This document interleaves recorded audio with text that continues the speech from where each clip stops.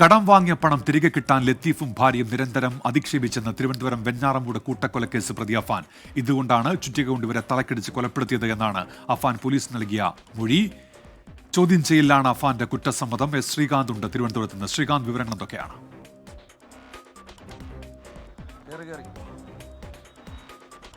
കഴിഞ്ഞ ദിവസമാണ് അഫാനെ തെളിവെടുപ്പിന് വേണ്ടി അഫാന്റെ വീട്ടിലടക്കം എത്തിക്കുകയുണ്ടായത്.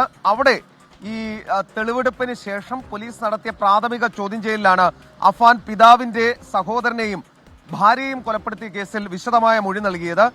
കടം വാങ്ങിയ പണം തിരികെ കിട്ടാൻ ലത്തീഫും ഭാര്യയും നിരന്തരം അധിക്ഷേപിച്ചിരുന്നു എന്ന് അഫാൻ പറയുന്നു.